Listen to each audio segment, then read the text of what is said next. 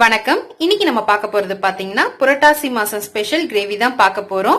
இது நம்ம உருளைக்கிழங்கையும் மீல் மேக்கரையும் வச்சுதான் செய்ய போறோம். இது கிட்டத்தட்ட நம்ம நான்வெஜ் குழம்பு டேஸ்ட்லயே இருக்கும்.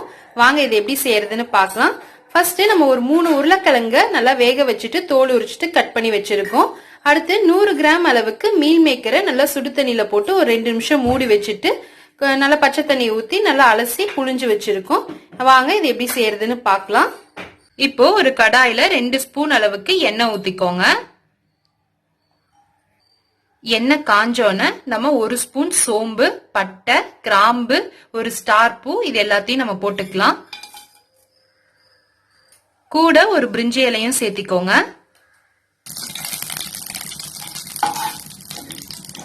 கொஞ்சம் கறிவேப்பிலை போட்டுக்கோங்க. 2 பெரிய வெங்காயம் கட் பண்ணி வச்சிருக்கோம், அதையும் சேர்த்திக்கலாம். வெங்காயத்தை நல்லா வதக்கிக்கணும். வெங்காயம் ஓரளவுக்கு நல்லா வதங்கினோன்னா 1.5 ஸ்பூன் இஞ்சி பூண்டு விழுது சேர்த்திக்கலாம். இஞ்சி பூண்டு விழுது நல்லா வதங்கினோன்னு 2 மீடியம் சைஸ் தக்காளியை நல்லா அரைச்சு வச்சிருக்கோம், அதை சேர்த்திக்கலாம். தக்காளியை நல்லா வதக்கிக்கலாம். தக்காளி நல்லா பச்சை வாசனை போற அளவுக்கு நல்லா வதங்கினோன்னு நம்ம 1 ஸ்பூன் மல்லித்தூள் சேர்த்திக்கலாம். 2 ஸ்பூன் தனி மிளகாய் தூள், 1/4 டீஸ்பூன் மஞ்சத்தூள், 1 டீஸ்பூன் கரம் மசாலா, கூடையே தேவையான அளவு உப்பு போட்டு எல்லாத்தையும் நல்லா மிக்ஸ் பண்ணிக்கலாம்.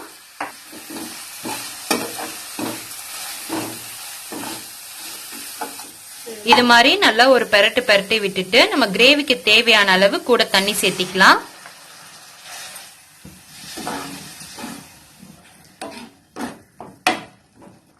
உப்பெல்லாம் கரெக்டா இருக்கான்னு பார்த்துட்டு நம்ம மூடி வச்சு நல்லா ஒரு கொதி விட்டுறலாம். இது மாதிரி நல்லா எண்ணெய் பிரிஞ்சு வர அளவுக்கு நல்லா கொதிக்க விட்டுட்டு நம்ம வேக வச்சு வச்சிருக்க உருளைக்கிழங்கையும் மீல் மேக்கரையும் கூட சேர்த்திக்கலாம்.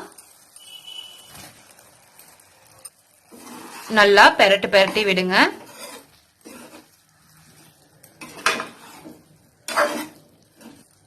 இப்போ நம்ம இதை நல்லா மூடி வச்சிடலாம் ஒரு 2 நிமிஷம். அப்பதான் இந்த மசாலாலாம் நல்லா உள்ள இறங்கும். அவ்வளவுதான், நம்ம கிரேவி இப்போ ரெடி ஆயிருச்சு. இது கூட நம்ம கருவேப்பிலை கொத்தமல்லி தூவிக்கலாம். இந்த கிரேவியை நீங்க இட்லி, தோசை, சப்பாத்தி, சாப்பாடு எல்லாத்துக்கூடயும் வச்சு சாப்பிடலாம். ரொம்பவே டேஸ்டா இருக்கும்.